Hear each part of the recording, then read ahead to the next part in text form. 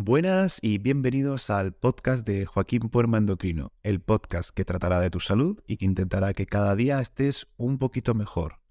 Hoy con nosotros está Irene Fernández Centellas, especialista en suelo pélvico y una persona que ha trabajado mucho, ha hecho muchos máster y realmente es una persona que es muy interesante de poder escuchar.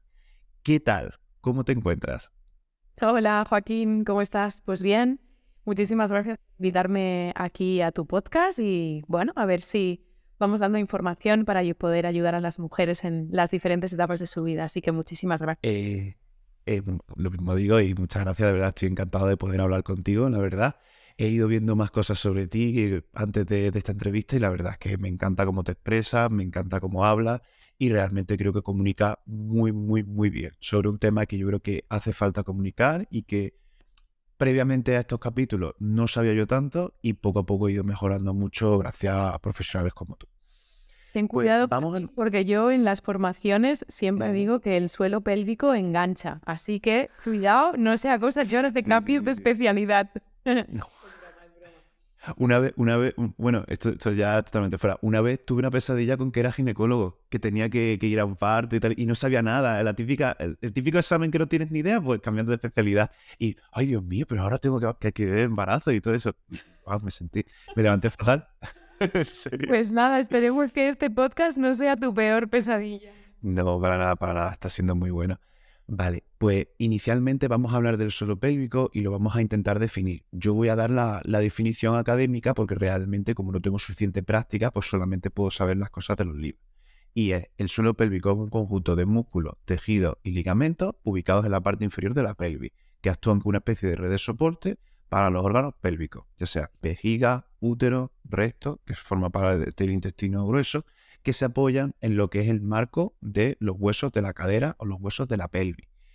La salud del suelo pélvico es importante porque cuando estos músculos o tejidos se debilitan pueden sufrir daño, entre ellos incontinencia urinaria, prolapso de órganos pélvicos, dolor pélvico, disfunción sexual y otro tipo de alteraciones que también hablaremos en este programa. ¿Qué cosas me puede ampliar o corregir sin ningún problema de lo que acabo de decir?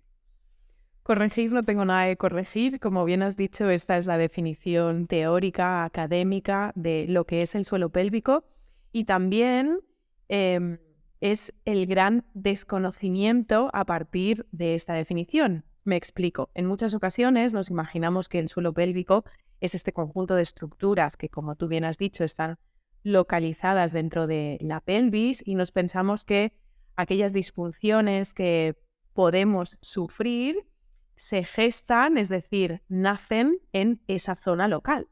Entonces yo la única cosa que te diría o que me gustaría añadir es que aunque si bien es cierto la definición es perfecta, a mí me gustaría que abriéramos un poco más nuestra óptica y nos fuéramos a ver a otras estructuras que están más alejadas en las que una disfunción de estas estructuras nos pueden acabar dando disfunción en la zona del suelo pélvico. Como tú bien has dicho, pues disfunciones de tipo dolores sexuales, disfunciones del tipo incontinencia urinaria, incontinencia fecal. Entonces, cuando yo en los cursos en los cursos que imparto, les hablo de la definición del suelo pélvico, cuando voy a hablar de las funciones, les digo, tenemos que pensar qué hay dentro de la pelvis. En la pelvis encontramos, si hablamos de la pelvis femenina, encontramos la uretra, la vejiga, encontramos al útero, encontramos a los ovarios, encontraríamos en la parte posterior la zona del recto, ¿no? Esa zona final del sistema digestivo, y también encontraríamos un órgano como podría ser la vagina. En los hombres no habrá vagina, no habrá útero, no habrá ovarios, pero sí que nos encontraremos a la próstata. Entonces, si pensamos un poco en las funciones que encontramos en el suelo pélvico, si vamos de adelante a atrás, la micción, el pipí, es el final de la función digestiva, es una función excretora. Si vamos al siguiente órgano que tenemos, el útero y los ovarios, forman parte del sistema endocrino de la mujer, es la función reproductora. Y si vamos a la parte posterior, volvemos a tener al recto, y el recto, una vez más, forma parte del sistema digestivo, del sistema de excreción. Entonces, Dentro de las disfunciones que nos podemos encontrar en esta estructura, como es el suelo pélvico, tenemos que pensar cuál es el origen de estas disfunciones. En ocasiones el origen puede ser un origen local. Por ejemplo, he tenido una caída y tengo dolor pélvico porque me he dado un golpe en el coxis. He tenido un parto vaginal y una de las prácticas médicas que se han realizado es una episiotomía, es decir, un corte en la zona del periné, y eso hace que me aparezca dolor al tacto, dolor a las relaciones sexuales con penetración o sin ella. Esto sería como la causa, origen y causa local y síntoma local. Pero, por ejemplo, habrás oído eso de cagarse de miedo, hablando mal y en plata. Entonces, ¿qué sucede cuando nuestro sistema del estrés, cuando nuestro cortisol sube mucho y aparecen estas cacas, estas diarreas por un estado de nervios elevado? Puede ser, a lo mejor, hacerse caca de miedo tal cual, o este aumento del peristaltismo en una situación de estrés, como puede ser un estrés postraumático, como puede ser previo a un examen, que lo mismo podría suceder con la micción. Y entonces aquí nos iríamos a pensar cómo el sistema nervioso central está o puede estar afectando a nivel del suelo pélvico.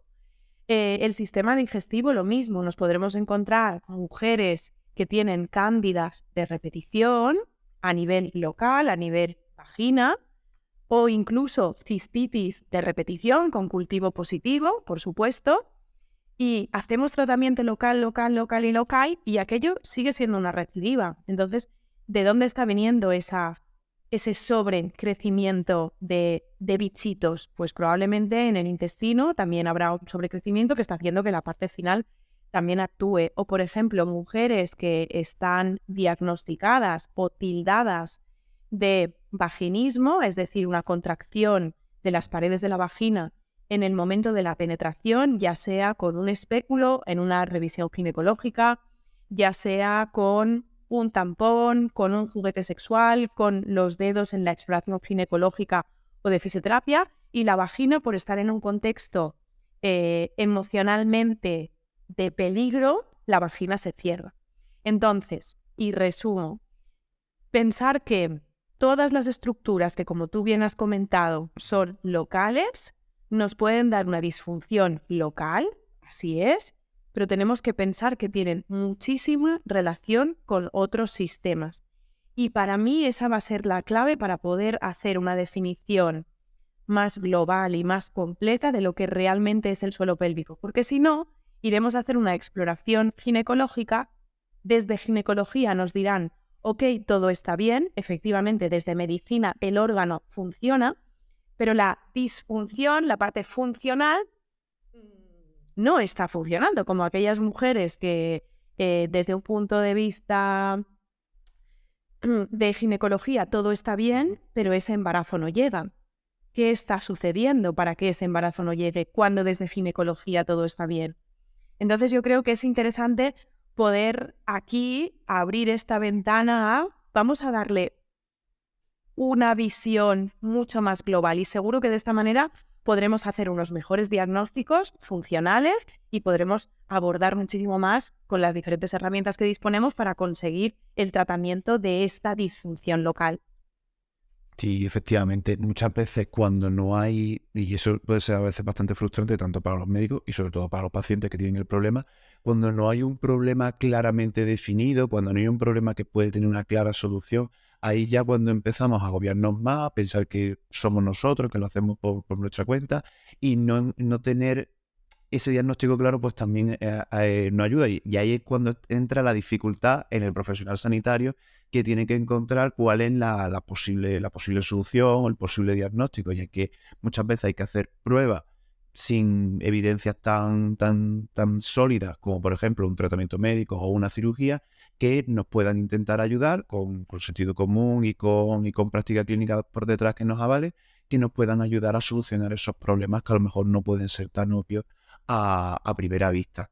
Correcto. De hecho, yo te diría que cuando hablamos de la etiopatogenia, es decir, de dónde vienen, cuál es el origen de disfunción, de esa lesión, está claro que las mujeres, por el hecho de ser mujer y por el hecho de tener vagina, es más fácil que aparezcan ciertas disfunciones que en un hombre no va a aparecer. Por ejemplo, en una mujer puede aparecer un prolapso de vejiga, de matriz, y lo va a ser visible a través del agujero de la vagina, ¿no? A través del conducto vaginal, y en un hombre esto no lo vamos a poder ver. Entonces esa sería como el origen o la razón por la que las mujeres podemos sufrir de unas disfunciones u otras. Pero después tenemos todos aquellos factores que nos pueden incitar a que, ok, esto me lo predispone genéticamente por el hecho de que en mi DNI diga que yo soy mujer, ¿no?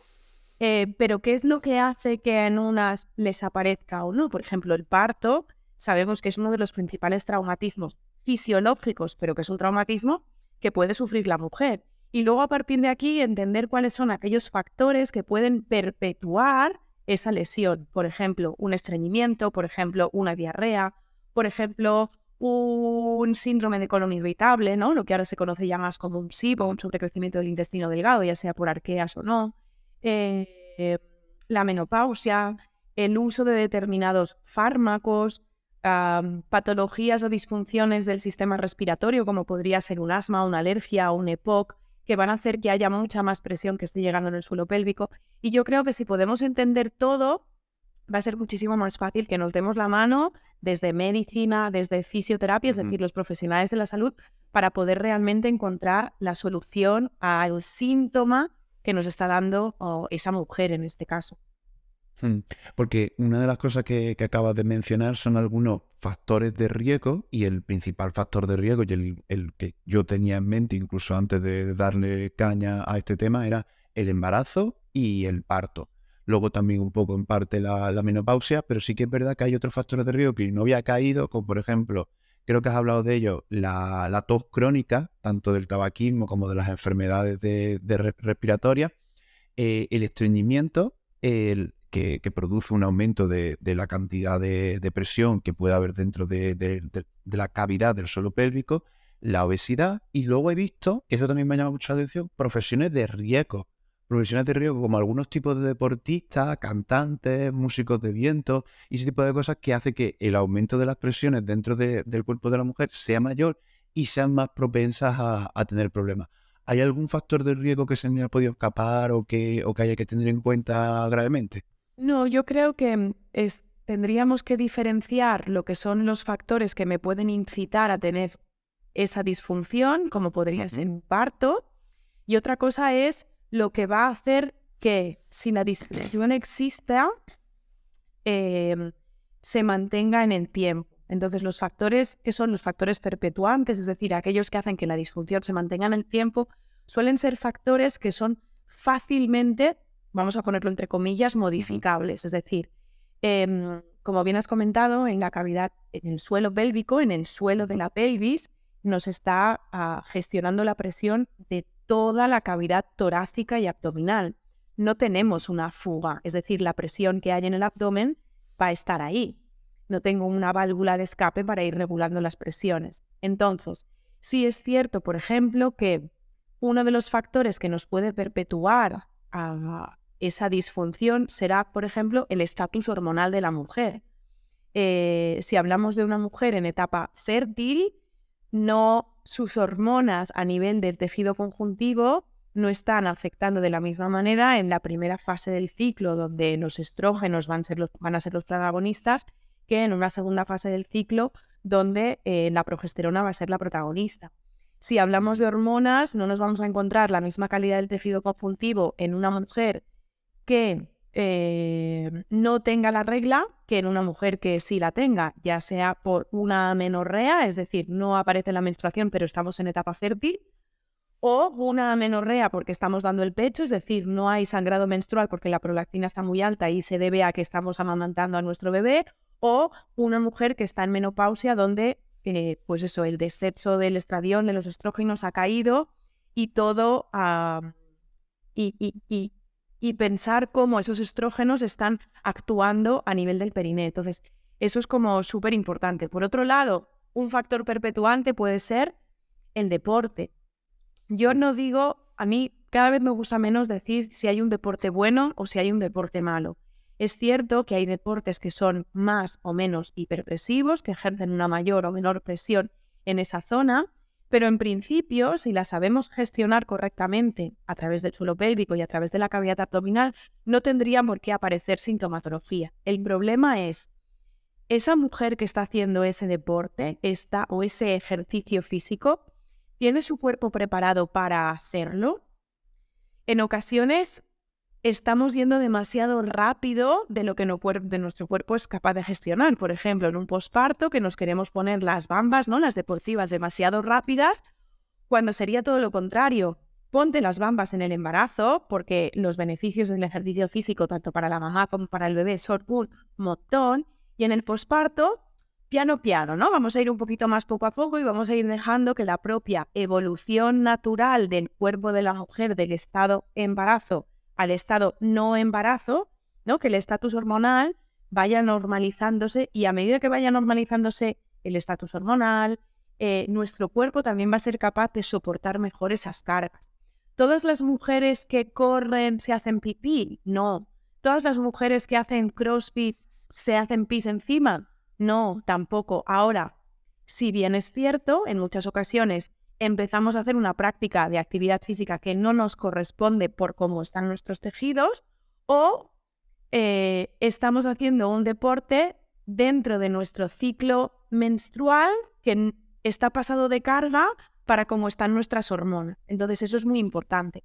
Por ejemplo, hay algunos papers que hablan de la lesión del cruzado anterior de rodilla en mujeres deportistas, donde justo en el pico ovulatorio, día antes de que se produzca la ovulación, que es cuando más alto está el estrógeno, ahí la cápsula, los ligamentos sufren más. ¿Qué han hecho? Les han dado pastillas anticonceptivas, es decir, anticonceptivos orales, que lo que están haciendo es hacer que los ovarios no produzcan ni estrógenos ni progesterona, porque ya están siendo añadidos al sistema por vía externa. Entonces la cantidad de estrógenos y progesterona no es suficiente como para producirse esa lesión del cruzado anterior de rodilla. Entonces, ¿la solución para evitar esas lesiones del cruzado anterior de rodilla es dar la píldora? No, ni mucho menos. Lo que pasa es que una cosa es el deporte y otra cosa es élite, donde hay marcas, donde hay patrocinadores, donde la vida útil del deportista es muy pequeñita. Yo siempre lo he dicho, el deporte de élite no es salud. El deporte de élite es el rendimiento. Punto pelota. Te ganas la vida con eso. Entonces, vendes un poco tu cuerpo a los 10, 12, 15 años en los que vas a poder dar tu máximo rendimiento. Entonces, bueno, tenemos que saber delante de qué mujer estamos para poder adaptarnos lo máximo posible a su cuerpo, a sus demandas, a sus disfunciones y cuál es, ¿no?, la prenda que queremos pagar, ¿no? Algo de qué prenda, ¿no? Pagábamos una prenda. Pues ¿cuál es la prenda que quieres pagar para tu práctica deportiva? Entonces yo creo que eso es súper importante tenerlo en cuenta. Luego, una cosa que me llama mucho la atención y que realmente va en consonancia con lo que acabas de decir es que cómo nos gusta intentar restringir algo que casi siempre va a ser positivo, que es el deporte. O sea, siempre intentamos como darle la vuelta a las cosas positivas, que deporte, cierto tipo de alimentos, cierto tipo de cosas, para intentar restringirnoslas y no nos centramos en excesos de peso, cierto tipo de alimentaciones, cierto tipo de vida. Eso como que lo damos por hecho, que hay que decir lo que no, pero en el discurso lo que intentamos decir es hay que restringir ciertas cosas que en su mayor parte de casos, en su mayor parte de situaciones, pueden llegar a ser positivas y que nos centramos solamente en ejemplos súper exagerados, como por ejemplo deportistas de élite, que efectivamente el deporte de élite o el deporte profesionalizado o incluso semi-amateur puede no ser salud para mucha gente, pero es un precio a pagar para tener ese tipo de vida o ese tipo de rendimiento que se sale un poco de la norma. Correcto, eso pasa un montón, por ejemplo, Joaquín, con las mujeres embarazadas. Sí. En el 2015, la ICO, la asociación, el Colegio Americano de Ginecólogos y Obstetras, sacó un paper en el 2015 que decía: lo peligroso en el embarazo es el sedentarismo. Y la misma ICO en el 2020 actualizó ese paper diciendo: es más, debe haber ejercicio también en el primer trimestre. Cuando en el primer trimestre en muchas ocasiones se frena la práctica del ejercicio físico por lo que pudiera ser. Se sabe que para la placentación, es decir, para el momento en el que el óvulo fecundado viaja a través de la trompa y se implanta en la cavidad uterina, tiene que generarse, ¿no?, las raíces que van a hacer que ese bebé, ¿no?, ese óvulo fecundado, todavía no es un bebé, son las primeras divisiones, lleguen al endometrio de su mamá y se genere lo que se conoce como el flujo útero-placentario. Es decir, el flujo sanguíneo de la mamá tiene que nutrir a ese futuro bebé. Pues para que eso se produzca, se produce en un estado de pseudo-hipoxia, de tal manera que le sucede un poco como a las raíces de los árboles. Contra más, vamos a decirlo así, ¿no?, como muy, muy para ir por casa, contra más lejos esté el agua que necesita ese árbol, más profunda va a tener que llegar su raíz para poder absorber ese agua. Pues en el cuerpo de la mamá, para que se formen esas raíces en las que el futuro bebé pueda nutrirse con ese flujo útero-placentario, se produce en un estado de hipoxia. Es decir, yo voy a tener que ir a buscar lo más profundo posible dónde está ese oxígeno de mi mamá para hacer una buena placentación. Y eso se sabe que se produce en las primeras semanas. ¿Qué pasa cuando estamos en una técnica de reproducción asistida? En muchas ocasiones, por no decir casi todas, lo que le dan a las mujeres es progesterona. Ya, pero es que la progesterona lo que produce es una vasoconstricción. ¿Y qué está haciendo esa progesterona al producir la vasoconstricción? Es decir, hacer que los vasos se cierren, hacer que esa célula sea lo más competente posible y vaya a buscar lo más lejos posible ese oxígeno de su mamá para generar el flujo uteroplacentario. Y es más, se sabe que disminuye el aporte de oxígeno hasta un 25% en todo el miometrio, es decir, el músculo del útero, pero en el endometrio se mantiene intacto. Es decir, hay como un mecanismo de protección y de asegurar que todo va a ir bien en cuanto a nutrientes y en este caso pues aporte de oxígeno. Esto es así en embarazo. En menopausia sabemos de la importancia ¿no?, de cómo cuando entramos en menopausia se ven modificadas las funciones endoteliales de los vasos y de ahí que una mujer en menopausia quizás tenga más riesgo de sufrir una enfermedad cardiovascular.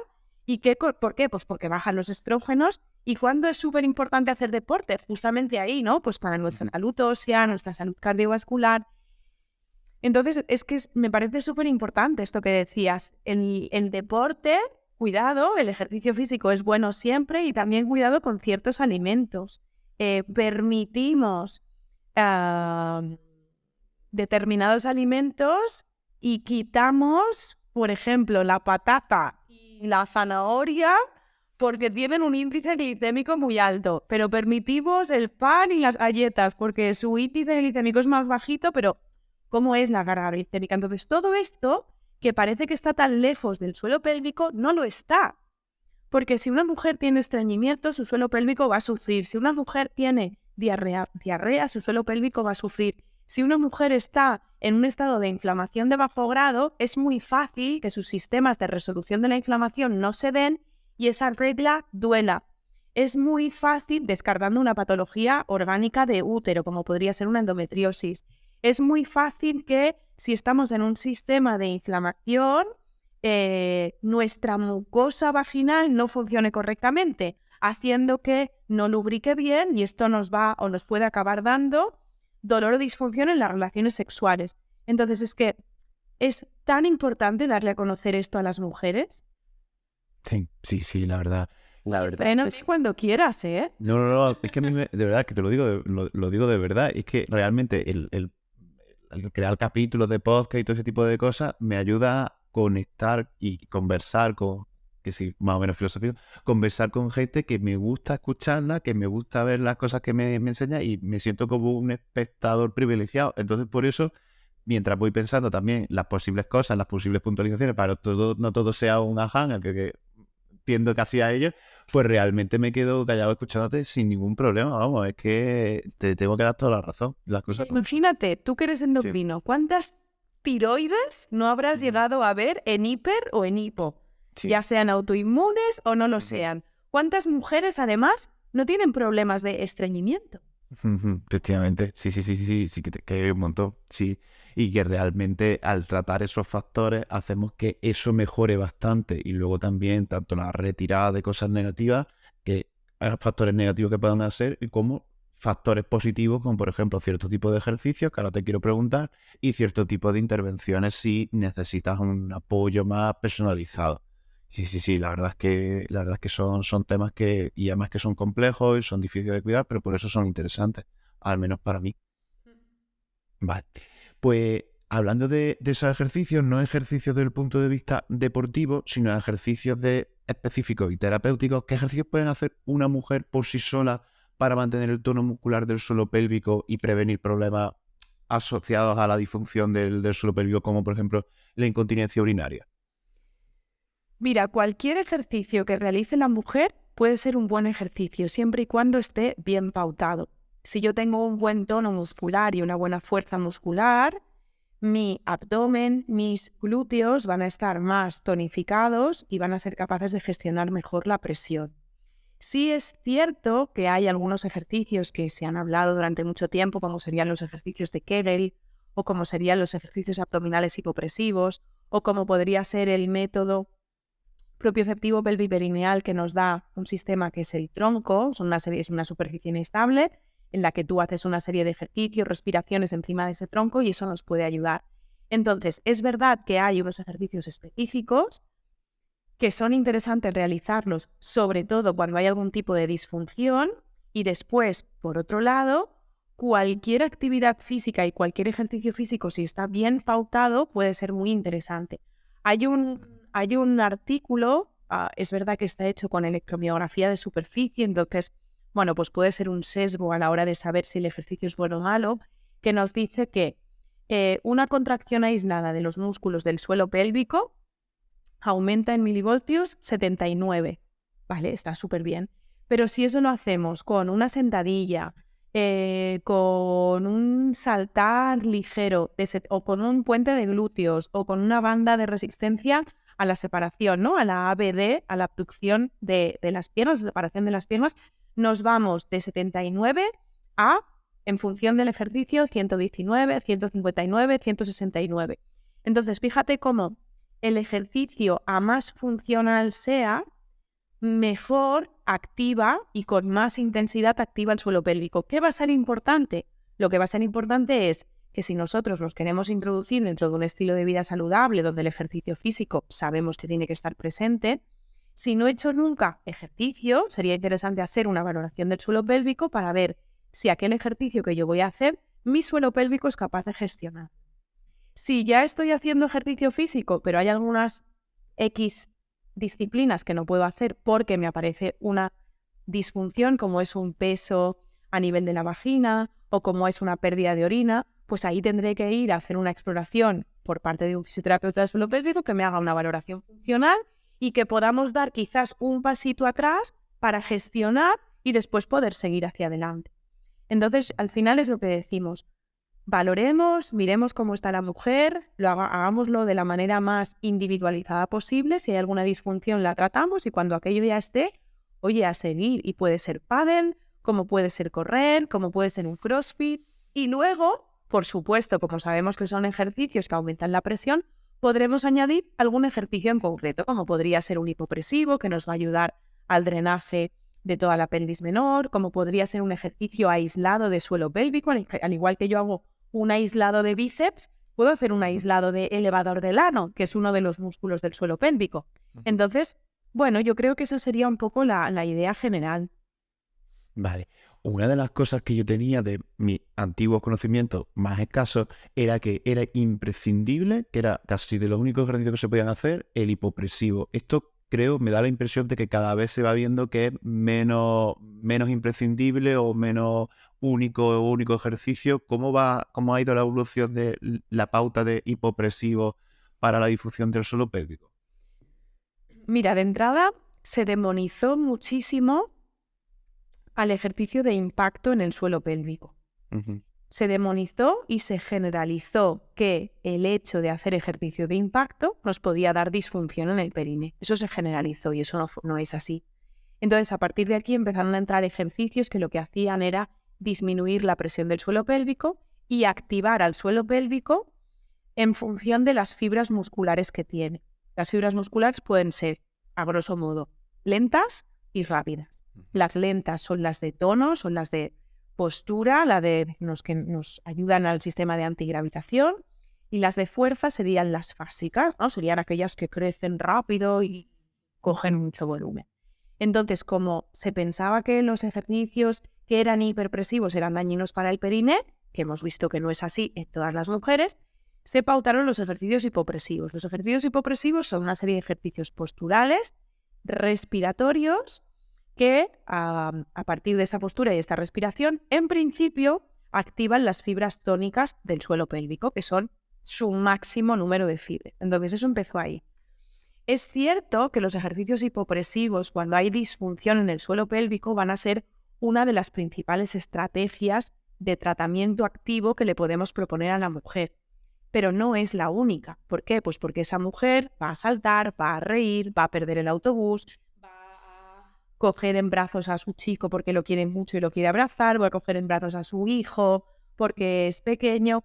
Entonces, los ejercicios abdominales hipopresivos son una práctica que en terapia es muy habitual. Si no hay disfunción, no deben ser los únicos. Deben combinarse con otros ejercicios. Y cuando hablamos de terapia, nos interesa aumentar el tono de las fibras musculares del suelo pélvico porque es básicamente el tanto por ciento de fibras mayoritarias que encontramos en esa zona, pero no son las únicas. Por ejemplo, cuando yo estornudo, si se me va a escapar en pipí, necesito tener fuerza suficiente como para hacer una contracción fuerte, voluntaria y rápida para cerrar esfínteres y que no se escapen esas gotas de orina. Pero eso lo necesito para un momento de defensa. Entonces tengo que poder trabajar, dar tono para que todo aumente y también tener que dar un momento de defensa para ese posible momento vulnerable como pueda ser una tos o un estornudo. Entonces, durante mucho tiempo hipopresivos, sí, a día de hoy también, pero no son lo único. ¿Qué otros consejos prácticos les puedes dar a mujeres, sobre todo pensando un poco en cierto tipo de público, a mujeres que ya no tienen la regla, pero tienen entre 45 y 50 años, para intentar mejorar la salud de su suelo pélvico, aparte de todas las cosas que has comentado? Mira, sabiendo que la fisiología de la menopausia es que caen los estrógenos, básicamente, ahí tenemos que pensar en qué funcionan los estrógenos, ¿no? Los estrógenos pueden modular el pH o modulan el pH de la vagina. El pH de la vagina también lo vamos a poder modular si tenemos una buena vascularización. Por lo tanto, cualquier ejercicio activo que nos mejore la vascularización de la zona, eso va a ser fantástico. Más cosas interesantes para acompañar a la mujer en su transición o a su menopausia. Disminuir el consumo de tóxicos. Por ejemplo, el tabaco. Sabemos que el tabaco no ayuda para nada, pero para la menopausia todavía menos. Conseguir una alimentación sana que nos permita un normopeso y un tránsito intestinal saludable y que no haya inflamación. Esto nos va a ayudar muchísimo a las mujeres.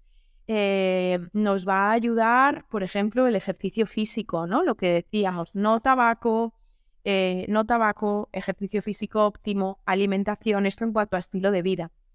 A partir de aquí, para esa sequedad que pueden sentir las mujeres en su zona genital, estoy hablando de genitales, no de vagina, pues existen una serie de hidratantes genitales que al igual que nos ponemos crema en la cara, pues nos podemos poner crema en nuestros genitales externos. A partir de ahí, podríamos para la zona vaginal utilizar lubricantes en el momento de una relación sexual, ¿no? No hay suficiente lubricación por nuestro estatus hormonal, como también podría darse en una lactancia, ¿vale? Porque estamos sin ovulación, pues ahí se podrían utilizar también lubricantes vaginales y después pues se pueden utilizar algunos suplementos más naturales como la vitamina E, como la vitamina D, que también nos van a ayudar desde un punto de vista de fisioterapia. Podemos utilizar la radiofrecuencia, que también nos va a ayudar. Podemos utilizar pues, el entrenamiento específico de la musculatura del periné, que también nos va a ayudar. Entonces, mantener una vida sexual activa. Parece mentira que las mujeres que han llegado a la menopausia con una vida sexual activa tienen y presentan menos disfunciones sexuales que las mujeres que no han llegado a la menopausia con una vida sexual activa. ¿Eso significa que tengo que tener coito con penetración todas las semanas? No, al final podemos tener una vida sexual activa sin tener coito. El coito y la penetración solo es una parte de la actividad sexual. Puede haber masturbación, puede haber el uso de juguetes sexuales.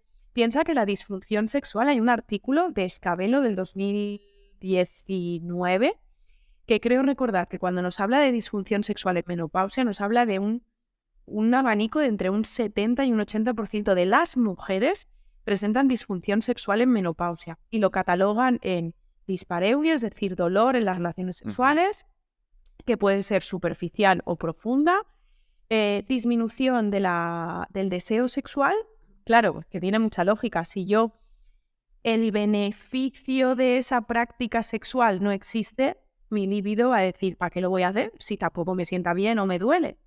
Y luego también déficit de lubricación. Entonces, en todo eso podemos acompañar desde la fisioterapia del suelo pélvico. Muy bien, muy bien, muy chulo el decálogo, no sé si han llegado a ser 10, pero sí un montón de recomendaciones. Y luego otra cosa que quiero añadir, todos los estudios que has intentado mencionar, voy a intentar recopilarlos para para tenerlo en las notas del programa, que creo que va a venir muy bien, sobre todo si hay algún profesional que lo quiere, vamos, si lo voy a intentar buscar y si me lo puedes pasar, pues te lo agradecería un montón porque sí que estoy haciendo la recopilación de las notas del programa para que sea lo más completo posible. Pues han sido muy buenos consejos. La verdad es que muy poco más puedo decir.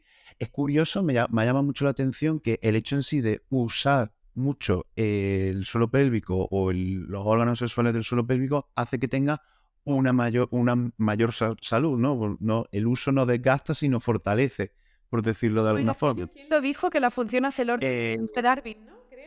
Creo que en la Marco Darwin, que nos perdone la audiencia. No pasa nada, no pasa nada. Nos perdonará seguramente porque la verdad es que ha sido un capítulo muy, muy, muy bueno y me ha encantado personalmente y me lo digo por decir.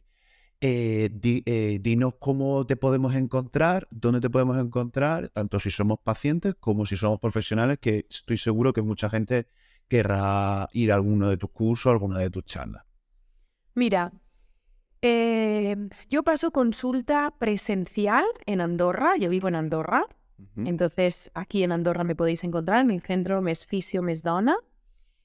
También paso consultas online, en función de lo que sea la consulta, la podemos hacer online y en función de lo que sea, no. Está claro, si necesito una exploración local, pues online no podemos hacerla. Esto sería para la parte asistencial, la parte pacientes. Y dentro de docencia, yo doy diferentes formaciones de posgrado. También soy la directora de un máster de fisioterapia del suelo pélvico para la mujer, el hombre y el niño, que va enfocado a fisioterapeutas. Y también soy la directora que lo podéis encontrar en Fisiofocus. Y también soy la directora del máster de salud hormonal, fertilidad funcional y embarazo de Regenera. Entonces ahí me podéis encontrar. Por otro lado, yo soy bastante activa en Instagram. Mi perfil es @Irene Fernández Centellas. Ahí también me podéis encontrar, me podéis enviar un mensajito. Y Instagram va un poco dirigido tanto a profesionales de la salud como a, bueno, pues mujer, usuario final que simplemente quiere saber y quiere conocer. Y para acabar, a mí sí que me gustaría decir solo una última cosa más, si me permites, y es que ante cualquier síntoma que te moleste o que te llame la atención, por favor, consulta. Que duela la regla no es normal. Que tengamos pérdidas de orina no es normal. Que tengamos dolor a las relaciones sexuales no es normal. Que se nos escapen los pedos no es normal.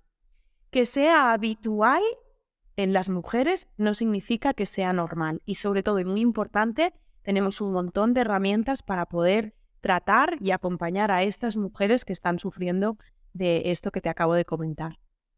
Sí, era es uno de los fallos o de las cosas malas que ha tenido la sociedad en los anteriores años. Décadas o años, o no tanto tiempo, tal.